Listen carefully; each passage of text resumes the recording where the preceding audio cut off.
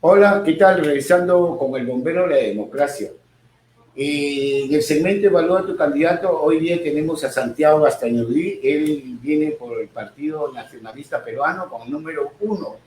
Entonces, vamos a conversar con él sobre lo que está pasando en este momento dentro del proceso de las elecciones 2021. Así es que voy a conversar. Antes de eso, vamos a agradecer a Fandaterapia Raciel, ¿no? Así que ya lo van a ver ustedes por la pantalla, ¿no? Y así que ese agradecimiento va para ellos. Santiago, ¿Qué tal? ¿Cómo está? Muy buenos días. Muchas gracias por la oportunidad. Gracias por estar por acá. Vamos a conversar un poco de política, ciudadanía y lo que está pasando en el país dentro de esta crisis política, social y económica. Nosotros sabemos que el Partido Nacionalista se va a presentar, como tú lo sabes, para eso estás postulando, pero que ya está caminando a nivel nacional. Estuvo por Piura, Ollantumala. ¿Cómo le fue? ¿Qué expectativa estuvo en Piura, Ollanta, que estuvo acá últimamente? ¿Qué tal, Godo? ¿Cómo estás? Muy buenos días. Muchas gracias por la oportunidad. Sí, Ollanta estuvo en Piura en el mes de diciembre. Estuvo durante 2 días. Hizo recorrido por el Bajo Piura, por Tamborante, en Locuto. Estuvo también en Sullana con los bananeros. Fue una visita bastante provechosa. Ahí pudimos ver el cariño que le tiene la población al presidente Humala, porque la población entiende que durante los 5 años de gobierno se hizo obras, se hicieron muchas cosas en beneficio de ella, ¿no? Entonces, eso es una suerte de termómetro, ¿no? Por ejemplo, yo en los recorridos que estoy haciendo por los diferentes lugares de Piura veo también esa aceptación a la candidatura de Ollanta y también a mi candidatura, ¿no? Porque entiende que los nacionalistas hicieron muchas cosas, ¿no? Se invirtió mucho en educación, en salud, en infraestructura, ¿no? Piura ha sido beneficiada con los grandes proyectos de inversión pública en los años del Partido Nacionalista, la refinería de Talara, la vía de evitamiento, la doble calzada de Piura Paita, la longitudinal de la sierra, ¿no? Proyectos de inversión pública que digamos que están funcionando y que la gente, digamos, los está utilizando, ¿no? Además de los programas sociales, ¿no? Sí, dentro de eso nosotros sabemos que mayormente a nivel nacional estamos viendo el compromiso de este gobierno en la lucha contra la corrupción, ¿no? Y de todos los gobiernos en la lucha contra la corrupción. No se ha hecho casi nada, porque estamos viendo lo que está pasando ahorita con el COVID, con todo lo que es las vacunas y todo ese procedimiento que tiene siempre, digamos, la emergencia que existe en el país y en manos del gobierno, del Estado, de los funcionarios públicos. Vemos que en la lucha contra la corrupción prácticamente no hemos tenido avances, hemos tenido inclusive un retroceso hasta moral, porque lo que nos está sucediendo ahorita es que no funcionó el sistema a nivel de Estado y gobierno durante más de 30 años. El gobierno de Ollanta Humala tiene alguna propuesta en la lucha contra la corrupción para no solamente ver que no ha funcionado ni los códigos antiética, ¿no? Que teníamos que realmente respetar y hacer lo que funcione. ¿Cuál sería una propuesta por parte del partido y de Santiago para la lucha contra la corrupción, que es lo que en este momento nos está afectando más el proceso de desarrollo económico y social? Sí, la lucha contra la corrupción es un proceso, ¿no? Es un proceso largo, que comenzó con nosotros más o menos en 2013-2014, cuando comenzaron a caer algunos capos del gobierno regional, tú te acordarás, sí. Viñas en Tumbes, Álvarez en Ancash, me parece otro en Huánuco, otro en Madre de Dios, y se comenzó todo un proceso de desmantelamiento, ¿no? Porque, digamos, en esas épocas uno veía cómo estaban despilfarrando los recursos públicos, ¿no? Y si tú te acordarás, un Consejo de Estado donde el presidente Humala convoca a los diferentes poderes del Estado, donde estaba el presidente del Poder Judicial, me parece que estaba el señor Mendoza, el presidente del Congreso estaba Otárola, convoca a la Contraloría, convoca al Tribunal Constitucional, y ahí toman una decisión de luchar contra la corrupción e inmediatamente comienzan a producirse los efectos, ¿no? Cae, por ejemplo, como digo, Viñas en Tumbes, cae Santos en Cajamarca, cae Álvarez en Ancash, uno de Huánuco, uno de Madre de Dios. Entonces uno veía que sí pues había una decisión efectiva de luchar contra la corrupción. Se fortalecieron las fiscalías anticorrupción, se fortaleció también a la Contraloría General de la República, se le otorgaron más fondos, dimos una nueva ley de contratación del Estado para hacerla más transparente, más eficiente. Bueno, nosotros ya dejamos el gobierno, ahora son otras las circunstancias que vivimos, y tú sabes que como son otras las circunstancias que vivimos, las propuestas también tienen que ser distintas. Una de las propuestas que estamos llevando en caso de que yo llegue al Congreso es seguir fortaleciendo la Contraloría. Tú sabes que el control que hace la Contraloría finalmente es control ex post, es decir, la Contraloría llega después que se han hecho las cosas, la Contraloría llega después que los bandidos se han llevado el botín.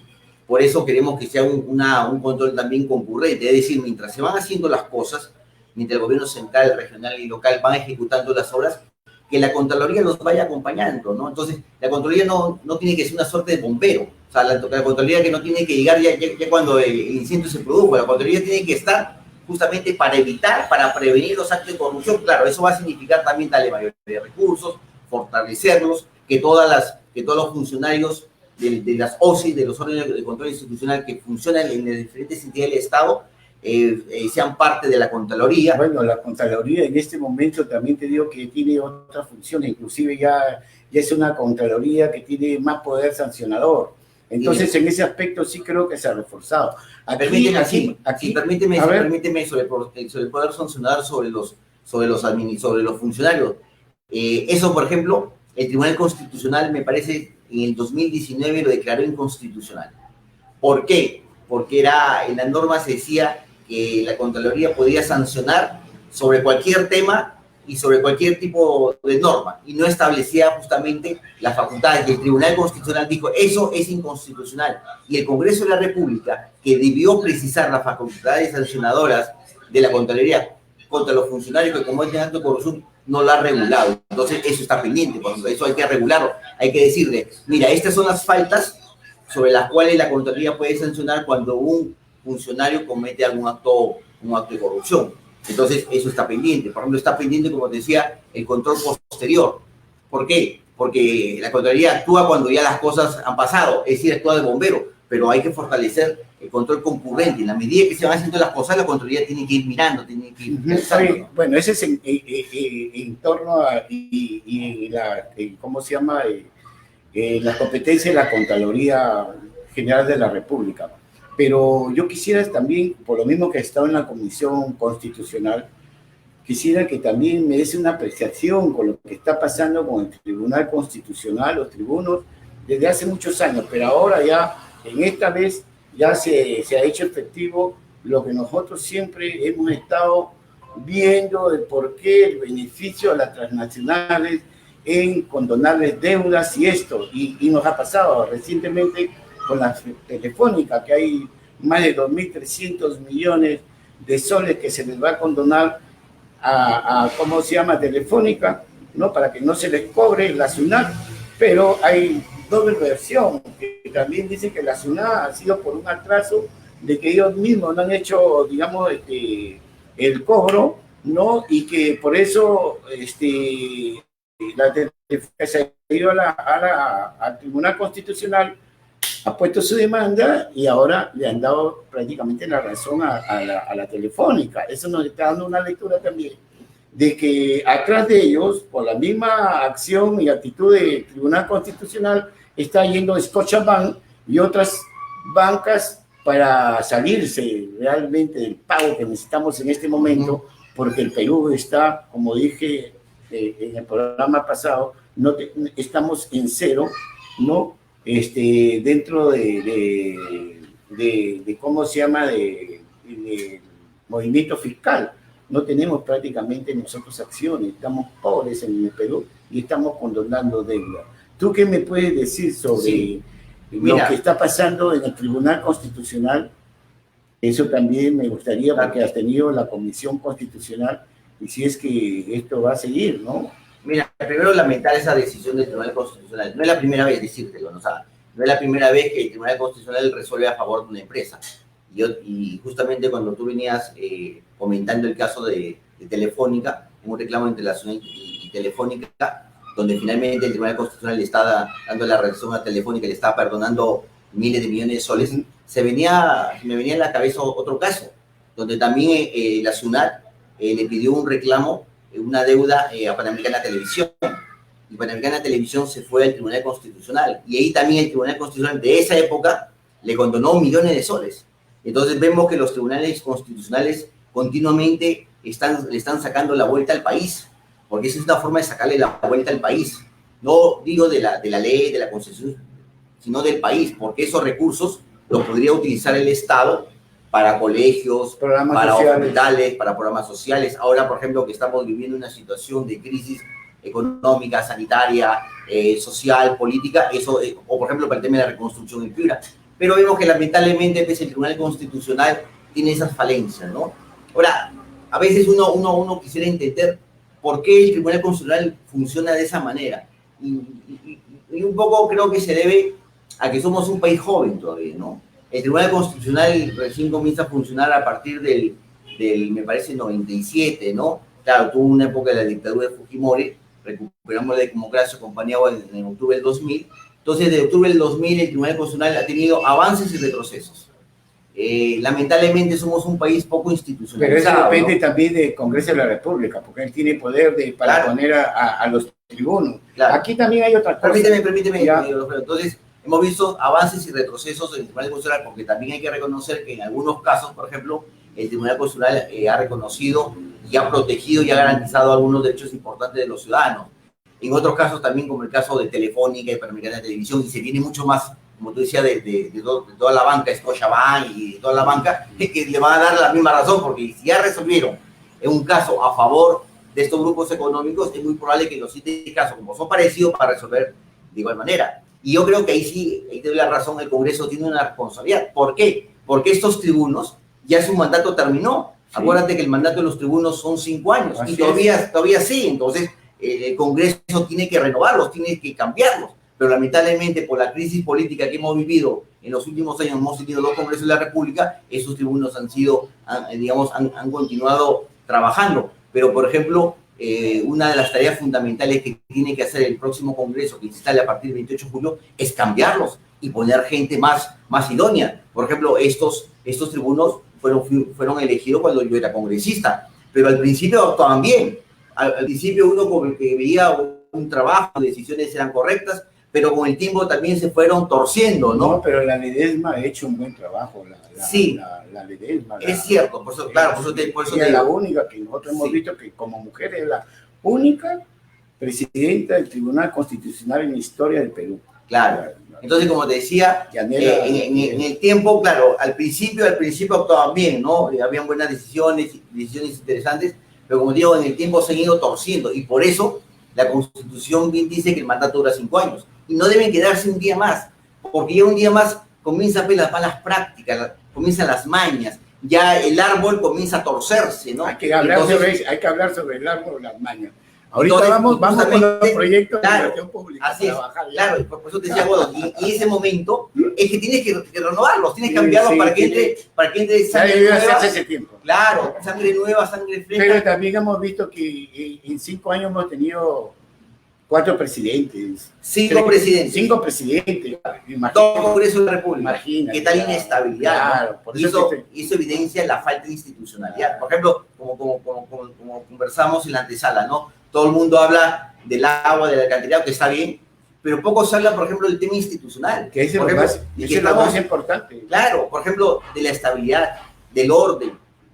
Porque si no hay estabilidad. Del Estado mismo, el Estado. Estamos hablando de Ejecutivo, Legislativo, Poder Judicial. Los niveles de gobierno, central, regional y local. Ese es lo más importante, porque ahí es donde realmente se empieza a generar nuevas expectativas en un cambio, no solamente de política, sino de personas, porque aquí el tema es de personas, la corrupción es de personas, todo es de personas, las personas hacen el sistema, las personas son las que activan, las personas son las que ejecutan. Hasta que se vaya creando una nueva conciencia. Hasta que se vaya creando instituciones y ya no van a importar mucho las personas.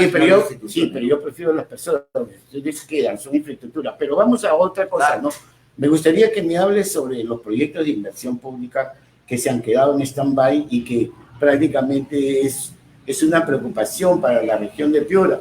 de nuevo dos proyectos importantes muy aparte del proceso de la reconstrucción. Pero yo quiero tocar por qué, digamos, se inició la refinería de Petroperú con 2 millones y está terminando con 5 millones y como dicen los especialistas, no es, hacia debió de ser hasta 2 refinerías, con lo que realmente en este momento ya se está presupuestando para la combinación de una refinería que hasta ahorita se ha quedado stand-by y que ese ha sido también un proyecto del Partido Nacionalista. Sí, ¿Qué es lo que ha pasado por ahí? Explícanos. A ver, un poco para contarte, ¿no? Sí. Primero, en el gobierno nacionalista se dieron los grandes proyectos de inversión pública que nunca se habían dado en la historia del Perú. Mira la expectativa que se generó por parte de los inversionistas que venían a invertir en el Perú y digamos, con proyectos inmensos. Permítame enumerártelo rápidamente. El gasoducto del sur, la línea 2 del metro, el aeropuerto Chincheros, la refinería de Talara, y podemos seguir conversando de otros proyectos. Acá en Piura nomás, el proyecto del Alto Piura. Ese ahora, lo vamos a coger también. Sí, ahora permíteme con el tema de la refinería de Talara. Yo he trabajado en Petroperú cerca de 15 años. El proyecto de refinería de Talara comienza en la época de Toledo. En la época del presidente Fujimori se firma el protocolo de Kioto, donde obliga que la emisión de azufre de los combustibles no podía emitirse más de 50 partículas por millón. Petroperú, que era una refinería antigua que venía de los años 20, no podía, digamos, cumplir esa condición. Y comienza un proceso de modernización de su refinería, primero con una planta de sulfurización, es decir, quitarle el azufre a los combustibles para, digamos, generar combustibles limpios y no contaminen el ambiente, y cumplir, digamos, con el estándar internacional que era 50 partículas por millón. Siguió el presidente Toledo, porque eso comenzó el presidente Toledo, con este proyecto, y en el camino se fueron incrementando nuevas plantas. Es decir, que si bien es cierto, este proyecto se inició con 300 millones de dólares, en la medida que esto fue avanzando, porque se decía, con una planta de sulfurización, no vamos a modernizar nuestra refinería, porque la refinería ya tenía cerca de 80 años. ¿Por qué no le vamos agregando nuevas plantas? Y se comenzó con un proyecto para elaborarse nuevas plantas. Comenzó, como te digo, con el presidente Toledo, con el presidente García, llegó el presidente Humala al gobierno, al poder, y ahí, por ejemplo, ya estaba una estructura de cómo debe ser una nueva refinería. Y en ese momento, el presidente Humala toma la decisión. O sea, no es que el proyecto de refinería de Talara comienza con el presidente Humala, no. Es un proyecto antiguo y, como te digo, que en el tiempo se fueron acumulando nuevas plantas y lo que costaba 300 millones de dólares, al final terminó costando creo que 4.000, 5.000 millones de dólares. Ahora, ese es un proyecto elaborado, digamos, por los propios funcionarios de Petroperú. O sea, no es que el gobierno haya metido sus narices, no, es un proyecto técnico. Y es un proyecto tan importante que va a aumentar la capacidad de refinación, porque antes la capacidad de Petroperú estaba por el orden de los 40.000 barriles diarios de petróleo. Con esto se va a incrementar a 90.000 barriles diarios. Vamos a poder refinar los crudos pesados que tenemos, por ejemplo, en la selva, que actualmente se tienen que exportar. Es decir, vamos a depender menos del extranjero, vamos a tener lo que se llama soberanía energética. Va a ser la refinería más importante del Pacífico Sur. Le vamos a ganar a Colombia, a Ecuador, al propio Chile. Entonces no va a poner, digamos, a la vanguardia, digamos, del mundo refinero. Vamos a emitir combustibles más limpios. Y tú sabes que combustibles más limpios no contaminan al ambiente, el tema de la salud. Entonces, digamos, este proyecto va a tener muchos beneficios y sobre todo va a beneficiar a la provincia de Talara. Con el proyecto de modernización de la refinería de Talara, que en realidad es una nueva refinería, se han generado miles de puestos de trabajo y cuando comience a funcionar se van a generar miles de puestos de trabajo directos e indirectos. Mira, si no tuviéramos la refinería de Talara, Talara prácticamente estaría muerta. Tendríamos una refinería antigua que ya no podría estar operando porque ya el protocolo de Kioto, digamos, obliga, por ejemplo, al Estado peruano a que no pueda comercializar productos derivados del petróleo con más de 50 partículas por millón. Es decir, tendríamos una refinería paralizada. Ollanta tomó la decisión de que se haga esta nueva refinería y dentro de poco, digamos, va a funcionar. O sea, no es que esté paralizado, o sea, se viene ejecutando. Lo que pasa es que en algún momento hubieron ciertos retrasos, pero ya propia de esta administración. Cuando nosotros fuimos de gobierno, vinieron estos 5 presidentes, han tenido creo que como 20 presidentes de directorio, han cambiado una cantidad innumerable de gerentes generales que ha generado un caos. Justamente ahí es donde quiero llegar. Como tú has trabajado en Petroperú, tú sabes que Petroperú está, ¿cómo se llama? se privatiza, no se privatiza, Perú Petro también está por ahí. Entonces, ¿cómo ves tú ese tema? Porque es un tema importante. Tú estás hablando de la competencia de Petroperú, todo lo que se ha podido hacer con la refinería, pero cuando hay ese tipo de comentarios, de ya posiciones, de privatizar Petroperú, ¿es conveniente que se privatice Petroperú para nosotros los peruanos? No. Entonces, ¿qué propuesta, ponte, tú tendrías si en algún momento se está hablando de privatización, que ya lo están haciendo? Desde hace años están con eso, hasta que en algún momento lo van a hacer. Claro, de la época de Fujimori, ¿no? Claro, con esto ya nos están diciendo que en cualquier momento, así como el agua, van a privatizarla, completamente van a privatizar Petroperú. Bueno, terminando ya con la refinería, vamos mejor hablando del Alto Piura, que es el elefante blanco que tenemos en la región de Piura y que es una calamidad, digamos, en ver cómo se ha ejecutado el presupuesto, cómo se ha manejado el presupuesto y las ampliaciones que se han dado y que han culminado con un proyecto que realmente no tiene pero ni el 30 ni el 40% de ejecución y ya prácticamente se pagó el proyecto. ¿Tú crees, de dónde crees que va a salir el dinero sabiendo que estamos nosotros endeudados a nivel internacional? Sabes que el país no tiene dinero para un proyecto grande porque ese proyecto viene con el fondo, digamos, directamente, ni siquiera los recursos recaudados en la región de Piura, porque no tenemos recursos recaudados en Piura.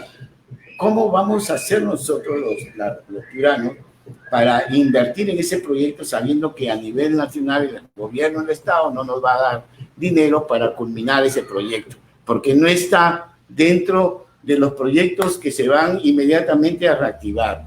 Entonces siempre nosotros hablamos y escuchamos a todos los politiqueros que el proyecto Piura, que el proyecto Alto Piura y todas estas cosas, y sabemos que el presupuesto que manejamos en la región de Piura, más del 80% se va al proyecto Alto Piura.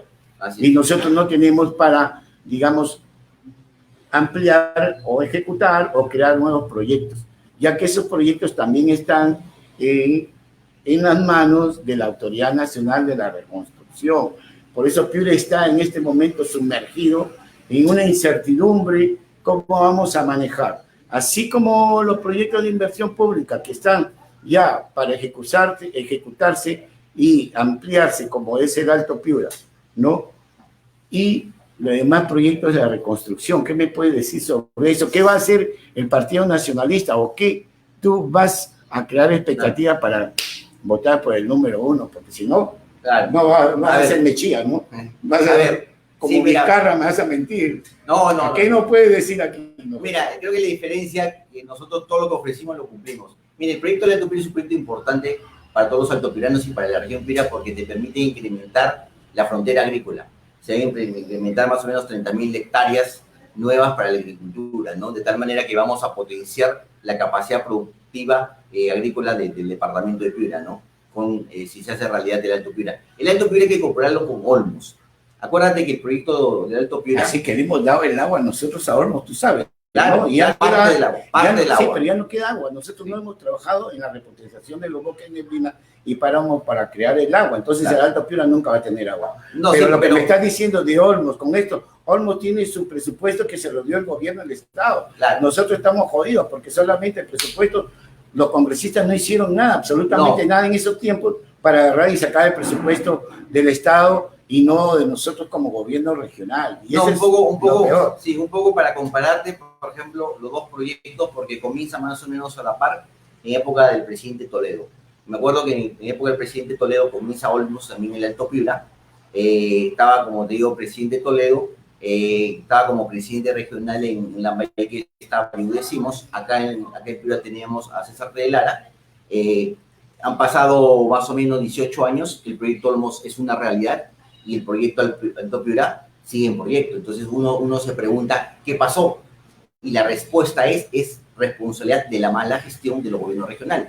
Porque antes los grandes proyectos de inversión pública los manejaba el gobierno central. Acuérdate que había una institución que se llamaba INADE, el Instituto Nacional de Desarrollo. Por ejemplo, el Chira Piura o Hechos lo manejaba INADE. Cuando comienza la descentralización, la regionalización, esos proyectos que lo manejaba el gobierno central a través de INADE comienzan a ser transferidos a los gobiernos regionales. Entonces, en el caso de Piura concreto, el proyecto Chira-Piura lo administra actualmente el gobierno regional de Piura y también el proyecto Alto Piura. Pero en el caso del proyecto Alto Piura, si no se ejecuta es por responsabilidad del gobierno regional de Piura. Mira, ¿cuántos gobiernos han pasado? 2 de 3 Sí, pero estamos hablando de presupuesto que se le ha adelantado a un proyecto que ni siquiera está por la mitad. Para contarles. Entonces, ahí está el por qué el proyecto nunca va a mejorar, porque ya esa plata no la vamos a recuperar. Sí. Eso es lo que quiero que me haga. Claro, para contarte. Porque todo lo demás ya lo sabemos. Claro, pero para contarte un poco la historia. No tanto, porque, claro. Es que lo que pasa, para que un poco nos puedan entender, digamos, lo que nos están viendo y lo que están escuchando. Entonces, han pasado 4 gobiernos regionales, y hemos dicho, 2 de Triguilara, Javier Atkins, Reinaldo Gilbert, son más el actual, claro, el actual Servando García. Es decir, hemos tenido 5 gobiernos regionales, más o menos 18 años, y del proyecto Alto Piura no se ha ejecutado ni siquiera el 10%. Cuando nosotros fuimos gobierno, ese fue parte de del proceso que teníamos del Consejo Nacional de Descentralización, que en ese tiempo, como tú dices, empezó con ¿cómo se llama? Con Toledo. Claro. Llegó el partido aprista a gobernar y nos fregó porque el proceso que nosotros teníamos de descentralización y regionalización entre una y dos regiones más que nos íbamos a comprometer. Las famosas macroregiones. Las famosas macroregiones, ¿no? Desapareció Toledo, el Consejo Nacional de Descentralización, y el partido aprista la fregó porque prácticamente... Lo ha dicho, yo no, y es verdad, porque somos parte de ese proceso que hemos tenido la sociedad civil dentro del proceso de capacitación e información ciudadana.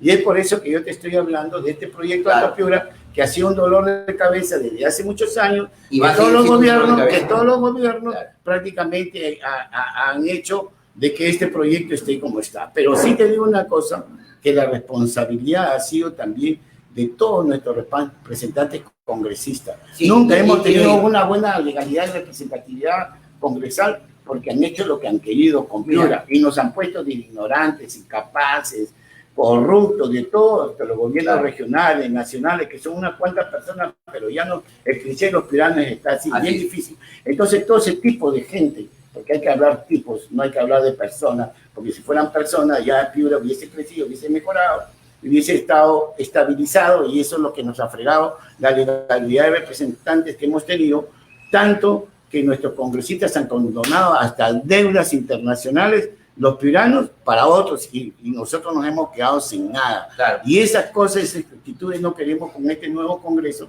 el cual tú también estás participando en las elecciones, pero lo que queremos es que nos diga realmente si va a ser efectivo este proyecto Alto Piura, porque yo creo, para mí personalmente, esto ya acabó aquí. Sí, mira.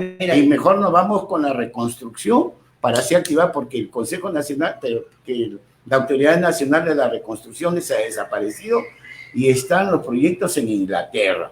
Entonces no sabemos si eso, estoy hablando bien, si está por ese espacio. No, justamente un poco para ver el tema del Alto Piura, porque me interesa, porque es un proyecto, como te digo, emblemático, que va a permitir la ampliación de la frontera agrícola. Como te digo, la gran responsabilidad del Alto Piura es el gobierno regional. Cuando nosotros fuimos gobierno, cuando yo fui parlamentario, garantizamos el financiamiento, porque hasta antes que nosotros llegáramos el financiamiento no estaba garantizado. Durante los 5 años de gobierno se dieron el financiamiento. Se han gastado la Alto Piura cerca de 500 millones de soles. Solo se ha ejecutado menos del 10%. Ni siquiera el primer componente. Acuérdate, el primer componente es el trasvase más la represa tonera. De eso solo se ha avanzado un 10%. Entonces, ¿de quién es la responsabilidad? Del gobierno regional. Y tanto así, Godofredo, que por ejemplo, el proyecto está parado de hace 4 años y se sigue pagando a planilla dorada. Así es. De sueldo de 12.000, de 10.000 soles. Entonces uno se pregunta, oye, pero si el proyecto está paralizado, ¿por qué sigues pagando una planilla dorada? Cuando debería ser simplemente una planilla mínima, justamente para mantener los equipos, porque hay equipos, hay digamos, un personal mínimo, sí, pero no está pagando. Ahora, si seguimos de la misma forma, vamos a obtener el mismo resultado. Albert Einstein decía, si tú quieres obtener un resultado distinto, no puedes hacer lo mismo. Si vamos a seguir haciendo el mismo diseño que lo maneja el gobierno regional de Piura, no va a haber Alto Piura. Vamos a seguir vamos a entrar en tronco. Así va a ser. Y va a pasar per seculum, per seculorum, y los congresistas, ¿cuál es nuestra responsabilidad? Tenemos que quitárselo al gobierno regional de Piura. Utilizar otra modalidad, por ejemplo, una modalidad que, digamos, eficiente, que, digamos, el Perú tiene experiencia, es, por ejemplo, la modalidad de gobierno a gobierno. Por ejemplo, y se han hecho un montón de cosas con esta modalidad, los Juegos Panamericanos, muchas de las adquisiciones que nosotros realizamos, equipos militares, se realizó de gobierno a gobierno. ¿Qué te garantiza? Transparencia y te garantiza también eficiencia. Entonces, por ejemplo, el gobierno regional de Piura acaba de celebrar un convenio con el Ministerio de Salud para el Hospital de Alta Complejidad, que se va a hacer también de gobierno a gobierno. Yo creo que esa misma modalidad se podría hacer con el Alto Piura, una modalidad de gobierno a gobierno donde vas a tener el aval de un estado del primer mundo, donde va a ir con sus empresas para hacer el diseño, para hacer la construcción, de tal manera que y los en unos 8 o 10 saben? años podamos... El Alto Piura tiene los recursos.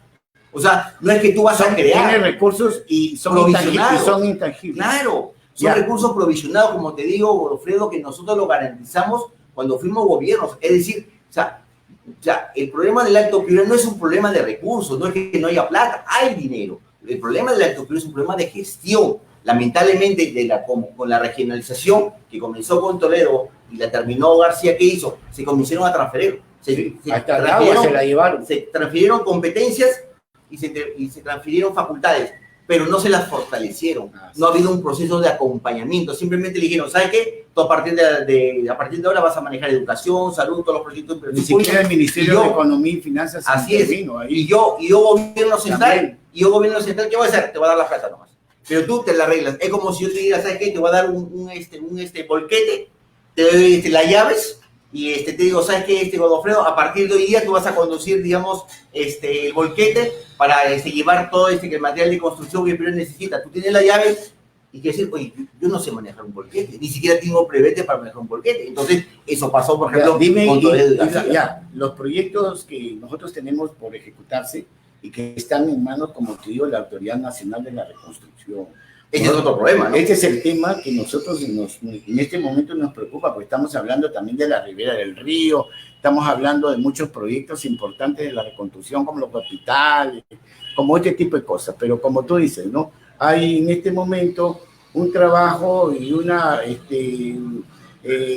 digamos, un compromiso de gobierno a gobierno, ¿no? Entre Inglaterra con Perú sobre la reconstrucción, pero no vemos nada. Es como que si Vizcarra nos hubiese mentido todo ese procedimiento y que no existe, y nosotros estamos, como dicen los piuranos, cojudeados, no por el sol, sino por la mentira de que realmente nos están diciendo siempre de que la reconstrucción se va a dar, y a lo último no vemos absolutamente nada. A ver, ¿qué crees que este gobierno, que ingresa, los congresistas, los 7 que tenemos acá, que espero que no sean otros 7 congresistas chistosos que han pasado durante todos estos últimos años, que al último vemos que Piura es la única región con muchos recursos, pero que el recurso humano es el peor recurso que existe, porque Piura está en el suelo. Y toda la gente que viene de otros sitios se lo lleva todo, y nosotros no hemos hecho absolutamente nada para darle valor agregado al recurso humano en el desarrollo de capacidades, conocimientos,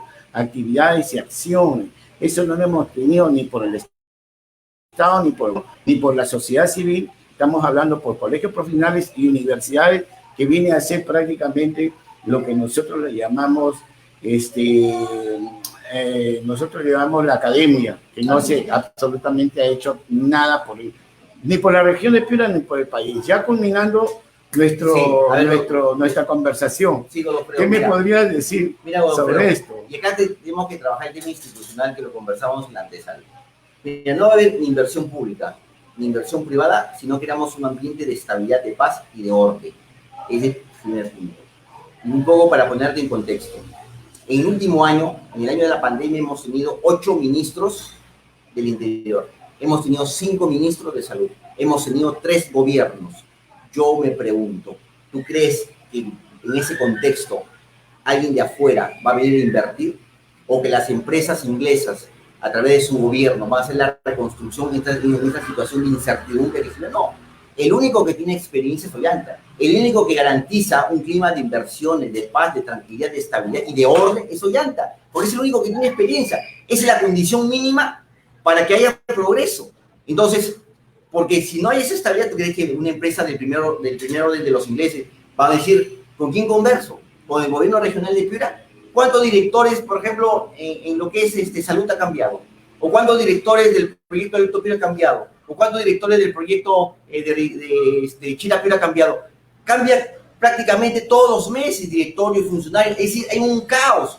O sea, el caos no solo se da en el gobierno central, en el gobierno regional también. ¿Y por qué? Por la impericia, por la falta de experiencia, porque lamentablemente se eligió a un gobernador regional, Servando García, que de gestión pública, que de administración pública no sabía nada. Por eso los errores digamos que estaba cometiendo. Ni siquiera en el tema de salud, por ejemplo, se ha puesto la camiseta de Piura para liderar el combate contra la COVID. Entonces, esas son las condiciones mínimas.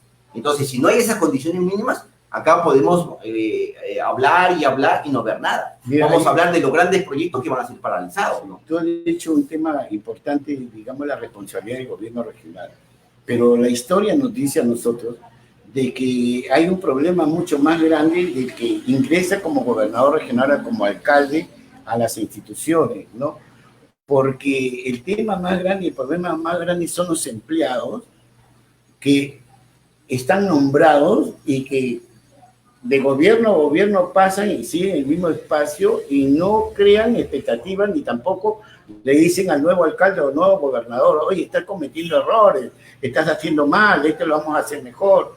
Con esa capacidad de años, habiendo trabajado con diferentes gobiernos, no tenemos esa capacidad y esa acción para poder decir que el presupuesto por resultado que nosotros estamos pagándole a los empleados públicos, a los empleados, funcionarios también públicos, es un presupuesto que realmente no se nota porque la incapacidad, no solamente formular presupuesto, ejecutar proyectos de inversión pública, no, sino realmente de cambiar el sistema mismo para hacerlo un poco más ágil y que realmente se ejecute y no se devuelva el dinero.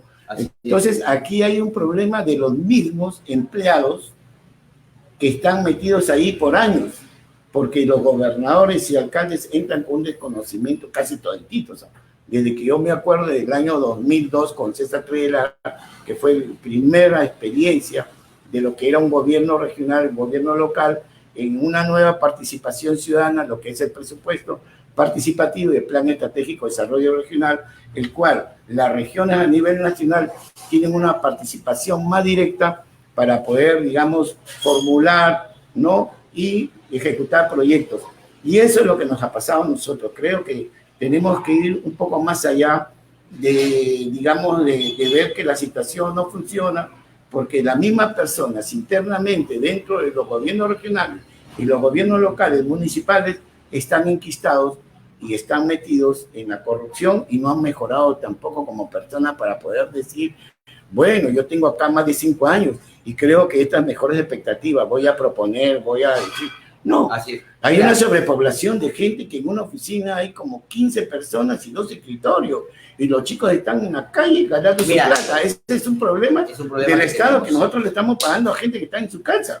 Así es algo que... Mira, y justamente eso se ve reflejado cuando miras el nivel de ejecución presupuestal en el gobierno regional de Piura. En el 2020, del 100% solo han ejecutado el 48%, es decir, el 48% no ha sido ejecutado. O sea, solo han ejecutado el 52%, lo que refleja incapacidad. O sea, hay un 48% que ha tenido que ser devuelto al gobierno central porque no lo pueden ejecutar. Entonces, ¿cuál es el problema? El problema es que tenemos un servicio civil deficiente. Justamente para mejorarlo, nosotros creamos la ley Servir, que establece los mecanismos, los incentivos para que tengamos una burocracia eficiente, transparente. Pero ¿por qué? Porque no se ha implementado. ¿Sabes cuánto va? ¿Sabes cuántas instituciones se han podido, digamos, incorporar de la ley Servir? Creo que no llegan ni siquiera a 100 instituciones. El gobierno regional todavía ni siquiera ha pedido su incorporación a la ley Servir. Por eso, yo pensaba que ya estamos. No, y son más de 3.000 instituciones del Estado a nivel nacional que tienen que, digamos, incorporarse a la ley Servir. Eso no lo hemos sabido, es por eso que en la ley Servir no funciona, lo que te estoy hablando porque no se le está aplicando. De los empleados también enquistados. Claro, no se está aplicando. ¿Por qué? Porque esa ley genera los incentivos, genera meritocracia. ¿Para qué? Para que el empleado público, digamos, se esfuerce, pero también hay que reconocer también que parte de la responsabilidad la tiene el actual gobierno. Acuérdate que el gobierno regional de Piura, Servando, cuando comenzó, creo que cada 10 días cambiaba de directores. Y tú sabes que cuando cambia un director, cuando cambia la cabeza, cambian, digamos, su funcionario de confianza. Claro. Entonces, hay que exigirle también responsabilidad. Por ejemplo, para mejorar eso, un proyecto de ley que yo estaría presentando es que los directores sean elegidos por concurso, que ya no sean designados a dedo por el gobierno regional y que sean elegidos por concurso y que el elegido esté certificado por servir, que es la institución que justamente regula el servicio civil. Esa es una buena propuesta. Claro. Aparte de esa propuesta, ya para terminar, porque ya vamos a terminar. Sí, hemos hablado bastante, ¿no? ¿Qué propuesta tienes para nosotros los piuranos? Porque ya ahorita va, ¿qué es lo que tú vas a hacer por Piura para poderte dar y los piuranos te vean, te observen, te evalúen y voten por ti, por el número 1 del Partido Nacionalista? Sí, mira. Santiago, ¿cuál sería tu propuesta para los piuranos en este momento, ya despidiéndonos del programa? Yo creo que ya tenemos que aterrizar las propuestas, ¿no? Porque todos dicen, más salud, más educación, claro, más salud, más educación, pero ya algo concreto. Por ejemplo, tenemos que impulsar mucho la reconstrucción. Ese debe ser uno de los pilares sobre los cuales nosotros queremos trabajar. Segundo, tenemos que hacer realidad el Alto Piura, pero no que lo maneje el gobierno regional como ahora. Eso tenemos que hacerlo a través de gobierno a gobierno. Ya cuando esté hecha la obra, ahí recién se le entregamos al gobierno regional de Piura para que la administre. Otro, tenemos que hacer un control concurrente. La Contraloría no tiene que llegar ya cuando los fascinerosos se llevan el dinero. La Contraloría tiene que hacer un trabajo paralelo. En la medida que la administración va haciendo la obra, la Contraloría tiene que estar a su costado vigilando. Porque mire lo que ha pasado con la defensa ribereña. Por ejemplo, en el segundo tramo, la empresa se lo ha abandonado. Y justamente la directora de la reconstrucción de cambio ha dicho que el problema es que no había una adecuada fiscalización por parte de la autoridad regional. Es decir, si hoy hubiera estado la Contraloría, si hubiera estado mirando que se ejecute correctamente el gobierno regional, de repente estaríamos todavía trabajando en el segundo tramo, pero lamentablemente el segundo tramo está abandonado. Entonces yo creo que con esos proyectos podemos trabajar. Esos proyectos de ley. ¿Tienes alguna propuesta sobre seguridad alimentaria en la agricultura? Tú sabes que se está hablando de una nueva reforma, ¿cómo se llama? Agraria. Yo estaba diciendo Verónica Mendoza, porque también tengo que hablar de los señores que van a postular a la presidencia. Entonces, es la única que yo estoy escuchando hablar de la reforma agraria. No he escuchado, digamos, a otros señores hablar de eso. He escuchado hablar de trenes, de hoteles, he escuchado hablar de otro tipo de cosas, pero de agricultura, de reforma agraria, de los pequeños agricultores, de la seguridad alimentaria, de la pesca. ¿Dónde está la seguridad alimentaria del mar? Sí. Lo tienen los rusos, no tienen esto, y nosotros y nos dejan pescar hasta aquí y ellos se llevan todo. Ese es atroz. Claro. ¿Cómo podrías hacer tú más o menos? Mira, nosotros hicimos una reforma agraria de manera silenciosa, de manera silenciosa y democrática. Por ejemplo, creamos un programa que se llamaba Mi Riego, en la cual inyectamos 1.000 millones de soles para hacer pequeños reservorios que garantizaran justamente el agua para la pequeña agricultura. Por ejemplo, generamos condiciones de estabilidad, por ejemplo, a los agricultores. Cuando nosotros llegamos al gobierno, antes de nosotros, un saco de 50 kilos de urea llegó a costar hasta 150 soles. En nuestra época se mantuvo el precio de la urea, estuvo bordeando entre los 30 y 50 soles. El precio del arroz, que aquí en Piura se cultiva mucho arroz, estuvo alto, con lo cual le permitía a los pequeños agricultores, digamos, tener un margen de ganancia bastante atractivo. Ahora el precio del arroz se ha caído. ¿Por qué? Porque está viniendo, por ejemplo, el arroz chino. ¿Te acuerdas? Decían que venía un arroz que era en forma de plástico. Yo también no estoy de acuerdo que siembren arroz en Piura, porque todo el agua que no tenemos se va con el arroz. Y no, con las uvitas te estoy poniendo... Pero sí que me está diciendo lo del arroz que nosotros importamos, sí, es verdad. O sea, estamos importando hasta papa estamos importando. Claro, entonces teniendo producción nacional, tú no puedes importar. Entonces, es una contradicción. Yo creo que eso es más eficiente que una reforma agraria que está pensando la señora Verónica. Creo que de repente puede sonar bonito, popular, pero hay que ser concreto, hay que ser realistas, tenemos que ser prácticos en la vida. A veces no nos dejemos ganar por la pequeña agricultura, soy franco que la pequeña agricultura ya se desapareció. Primero porque las transnacionales chilenas que han venido a la región de Piura o les han comprado o les han alquilado o prácticamente los han engatusado los piuranos. Entonces el Alto Piura no tiene ya prácticamente dueño de la región de Piura. Entonces los nuevos dueños son 4 o 5 corporaciones chilenas y unos 4 o 5 vivos de Piura y también han trabajado para tener esas tierras, ¿no? Que van a tener, digamos, efectividad si es que hay agua para poder regar todo ese valle, porque aquí el Alto Piura es un elefante blanco, mientras no haya agua no existe. Entonces hay que ver, hay que trabajar por el agua. El Alto Piura, tenemos que hacer Santa Rosa de Cazán, tenemos que hacer La Peñita. Así es. Entonces hay una serie, digamos, de proyectos de infraestructura hidráulica que tenemos que ejecutarlo. Lo que pasa, como digo, si no hay un clima de estabilidad, de paz y de orden, nadie va a querer invertir. Entonces, una condición, como te digo, que el único que garantiza esa estabilidad de ese orden es Ollanta por la experiencia que tiene. Nosotros, fíjate, los programas. O sea, puede sonar bonito muchas propuestas, pero hay que ser realistas. Entonces, ¿cuál es la mejor reforma agraria? Por ejemplo, asociatividad, proyectos de inversión en lo que es riego. ¿Por qué? Porque esas familias se ven obligadas a vender sus tierras. ¿Por qué? Porque porque tienen una necesidad. Si no tienen agua, si no tienen asociatividad, si no tienen préstamos. Nosotros, por ejemplo, revitalizamos mucho el Banco Agropecuario. Se dieron muchos préstamos a los pequeños agricultores, cosa, por ejemplo, que en este gobierno se dejó de hacer. Entonces, muchos de los programas, muchas de las obras que nosotros iniciamos, lamentablemente el gobierno que nos siguió que las ha paralizado. Bueno, y eso genera incertidumbre. Sí, ya Santiago... Y el otro tema para terminar... El tema me gusta... Sí, pero el tema a mí me gusta bastante, que espero que lo tengas en cuenta, es recuperar nuestra pesca nacional.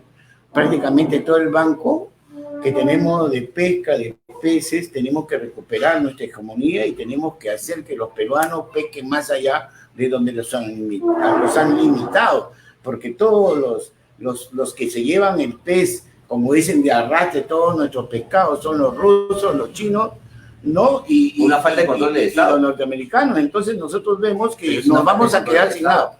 Es por eso que para eso están ustedes, que nos van a representar, para cambiar esto. Santiago, gusto de que estés acá, nos estamos despidiendo. Dices entonces que Ollanta es la salvación del país. Mira, entonces, queremos creer, yo a Ollanta, por lo que me has dicho y por lo que sabemos, no ha sido un mal presidente. No necesitamos lo han fregado y le han puesto cosito, y a ponerle cosito ya prácticamente él tiene que llevar otra pero eso fue creado justamente por Alan García, ¿no? Claro. Alan García inició una contracampaña. Como que también le pagaron a Obredesa, a ¿cómo se llama? A la Confiet y a Fujimori para traerse a Ollanta un mal abajo. Eso ha salido también en la investigación de Obredesa. Entonces, sí, en ese aspecto creo que somos claros y precisos de que el Partido Nacionalista, así como otros partidos, otros gobiernos que existen, ya para terminar, Santiago, es un partido de que tienen que verlo, tienen que evaluarlo, que es importante, porque cuando hablamos de nacionalismo estamos hablando del Perú también, ¿no? Siempre hablamos de otras nociones, de otras políticas, pero nunca hablamos de lo que es el nacionalismo, ¿no? Así es que, y sobre todo, nos estamos despidiendo.